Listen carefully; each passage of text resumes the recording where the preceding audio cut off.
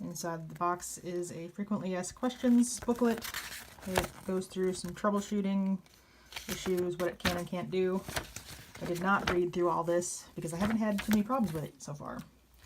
User manual goes through the setup, the functions for the remote, menus, etc., etc. I also did not read all of this. It's just kind of my personality. I don't usually read this stuff until I need to. But it's good that it comes with it. It's got a lot of info in it if you do need it. Remote is pretty basic functions. Home button, I use that a lot. That goes back to the main menu.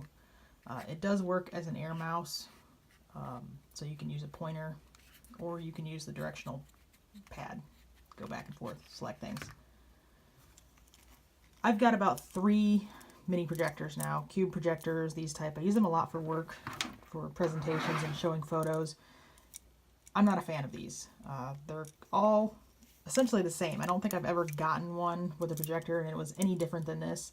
They're not all that stable. They do work in a pinch, so they're good to have because they're so small. But if you're going to do any kind of serious projecting with these, do yourself a favor, buy a decent tripod to go with it. The projector does have a standard 1/4-20 thread on the bottom, so basically any kind of tripod or adapter or GoPro mount will fit on the bottom of this.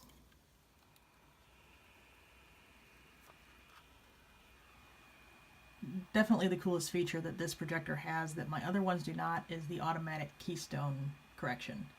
When you have a projector on a tripod and it's angled up like this, typically what happens is your image ends up looking all skewed, and this projector automatically corrects no matter what angle you have it held at.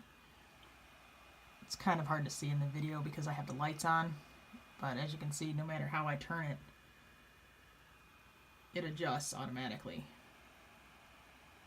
which straight up is awesome. No way around that. So far, the only thing that I would change if I had the option on this projector is the DC power that it requires. It doesn't have to be plugged in all the time. You can charge it ahead of time and it will run for 2.5 to 3 hours on a charge. The other projectors I have will run on a micro USB cable, which I have a million of. I have them in the car, I have them in my desk drawer at the office, I have them in my backpack. What I don't always have with me is this. I wish that this plug was not what powered this projector. It is what it is. I'm dealing with it, but it would be great to have a micro USB charging option for this.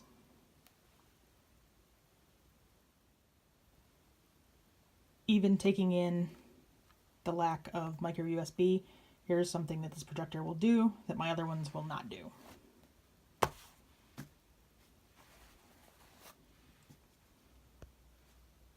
That's a pretty good trade-off in my opinion.